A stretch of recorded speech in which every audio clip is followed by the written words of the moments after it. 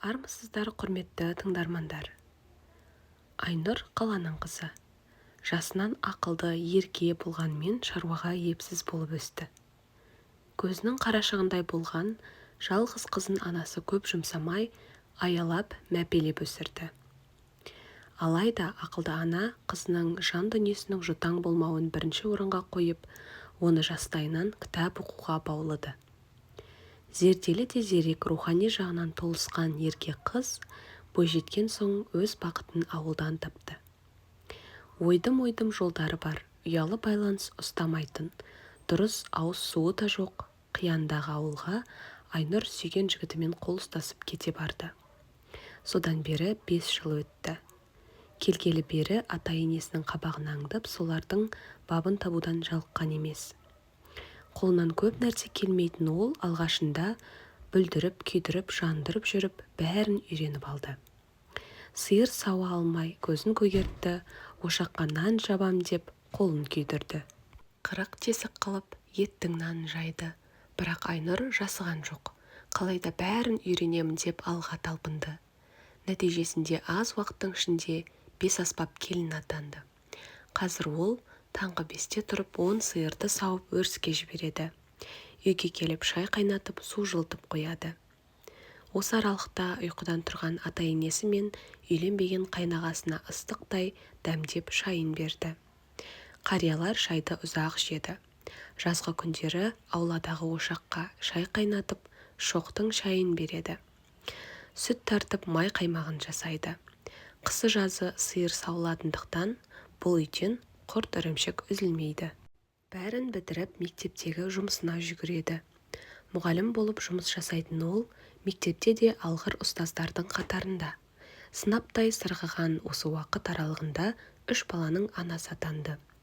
Күнделікті күйбең тірлікпен жүгіріп жүрген күндердің бірінде өзіне ақылшы қамқор болған енесі айықпас дертке шалдықты. Бір-біріне үйелмен-сүйелмен 3 баланың қасына енесі 4-ші бала болып қосылды. Бірақ Айнұр бұл жолы да шыдамдылық пен табандылықтың шынайы үлгісін көрсетті. Анасы ауырып қалды дегенді естіп, қала маңында тұратын үлкен қызы жылап еңіреп жетті. Бір аптадай қасында болып, жуындырып, шайындырып, шашын тарап, тамақ беріп жүгіріп жүрді. Бірақ кетерінде анасының құлағындағы алтын сырға мен алтын жүзікті өзімен бірге ала кетуді ұмытпады. Сөйтіп күндер өтіп жатты. Көрші ауылда тұратын ортаншы қызы бала-шағасымен анасын бағуға келді. Ол да үйдегі жалғыз келін Айнұрға болысқан болып, анасын қарап жанашырлық танытты. 10 күндей жатқан соң, ортаншы қызы да кетерінде анасының қобдишасын ақтарып, алтын күміс әшекейлерінің біразын өзімен алып кетті. Күнде келіп шай ішіп кететін ауылда тұратын кіші қызы да қалған алтын бұйымдарды өзімен алып кетті. Қобдишада жалғыз ғана қызыл көзді алтын сақина қалды. Ертеңгі күні енесіне ас алып келген Айнұр оның теріс қарап, бүк түсіп, тұншығып жылап жатқанын көрді. Көз жасын тыя алмаған кейуана, 3 қызым бар деп мақтанушы едім. Бірақ үшеуінің сенің қолыңа су құя алмайтынын көріп қарным ашып тұр. Қыздарымның өресі осыншалық тар бола ма?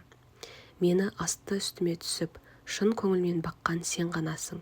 Бақытты бол, балаларың да өзің сияқты парасат пайымы биік болып өссін деп фатихасын береді. Түскі шайға келген кенже қыз шай үстінде анасының қобдишасында қалған жалғыз алтын сақина келінге тиесілі екенін, анасын адал бағып жүрген Айнұр екендігін айтып, енді ешкімнің ол сақинаға тиіспеуін сұрайды. Жүзін төмен салған Айнұр, мен апамды алтын үшін бағып жүрген жоқпын. Бұл менің келіндік парызым. Ол кісі әлі-ақ жазылып кетеді.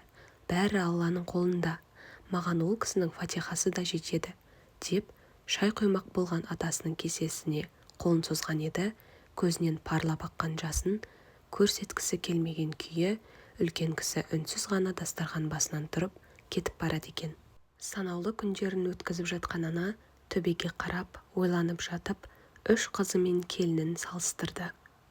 Бірден қолы қалт етсе, шұқшиып кітап оқып отыратын келіннің ішкі жан дүниесінің мол қазынаға толы бай екенін осы кезге дейін аңғармай келіпті.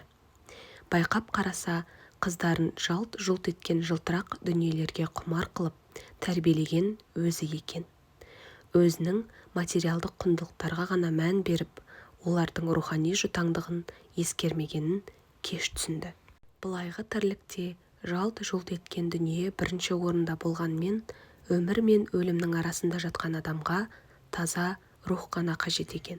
Жаны қиналып жатқан сәтте, қора толы малдың да, сірескен дүниенің де, қобдиша толы алтынның да көк тиын қадірі жоқ екенін ұғынды. Өзінің бала тәрбиесіндегі қателігін кеш түсінген Айнұрдың енесі соңғы күндерін өкісікке толы өкінішпен өткізіп жатты. Өмірден өтер сәтінде қыздарының бәрі келіп апалап, айнала қоршап жылап отырды. Көздерінен тарам-тарам жас ағып жатқанымен, үш қызының да санасында анасынан қалған өзге де бағалы заттарды бөлісіп алу жоспары тұрды.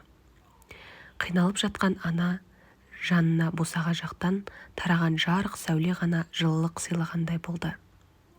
Дәл осы сәтте босағада тұрған жалғыз келіні ғана шын ниетімен енесінің екі дүниеде жамандық көрмеуін тілеп, өзі білетін Құран сүрелерін күбірлеп оқып тұр еді.